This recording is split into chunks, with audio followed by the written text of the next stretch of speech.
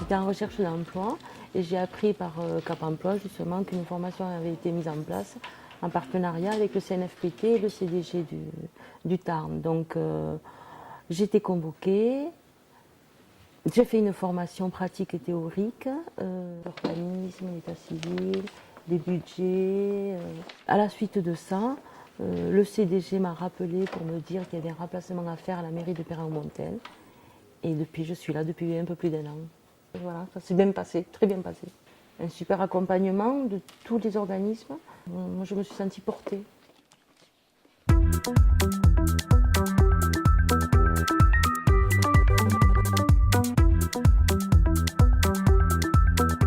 L'embauche de Madame Rémil n'a posé aucun problème par rapport à son handicap. L'ensemble des bâtiments avait été rénové en 2008 et donc offrait une accessibilité complète. L'aspect important lors du recrutement, c'était qu'elle avait suivi une formation au sein du centre de gestion et cette formation-là nous donnait quelque part une garantie sur la possibilité d'intégration de cette personne.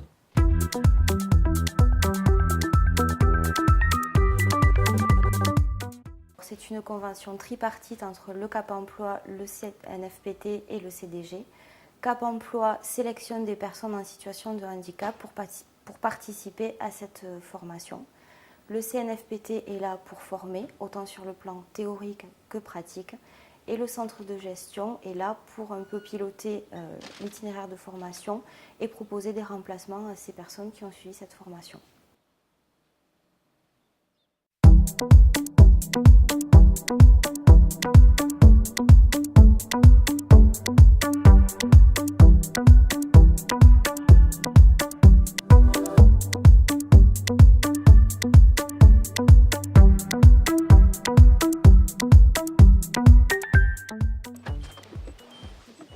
Être dehors, les travaux paysagers, taille de haies, tout ça, c'est quelque chose qui me plaît.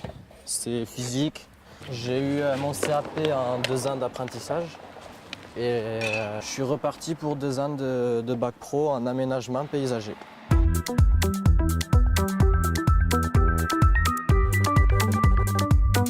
Donc le travail à binôme de l'apprenti, c'est jamais laisser l'apprenti tout seul. On l'encadre, on lui apprend ce qu'il faut faire, ce qu'il ne faut pas faire. On peut piquer de l'expérience de chaque personne que l'on rencontre, du maître d'apprentissage. Tout ce qu'on va voir, c'est quelque chose de nouveau. Chacun a une façon de faire différente et puis on s'adapte.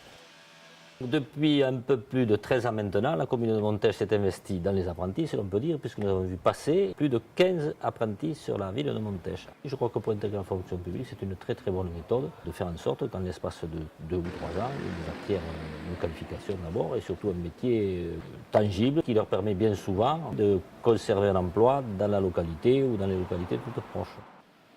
Ça peut répondre à tous les besoins qui existent au sein des collectivités.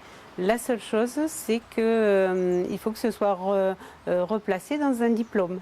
Donc, après avoir défini le diplôme avec la collectivité, on peut former toute personne du niveau CAP jusqu'à l'ingénieur, en sachant que plus le jeune se forme et mieux c'est pour lui, parce qu'il acquiert de nouvelles compétences.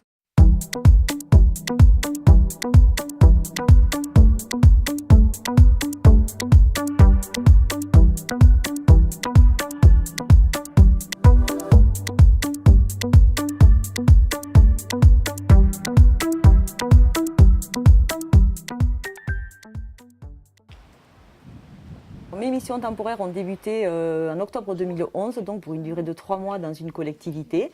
se sont enchaînés 8 mois dans une collectivité donc à côté.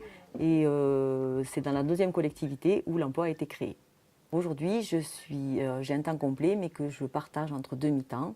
Le mi-temps que j'exerce ici à la commune de Durenc et le mi-temps que j'exerce à la commune de Sainte-Juliette-sur-Vior. Le fait que j'ai pu m'investir dans la collectivité les 8 mois avec le service de remplacement, je pense que ça a été aussi une bonne période d'essai pour les élus qui ont vu mes compétences et qui ont pu en juger. L'objectif, c'était d'être titulaire. Bon, je ne pensais pas être titulaire aussi rapidement et aussi près de mon domicile.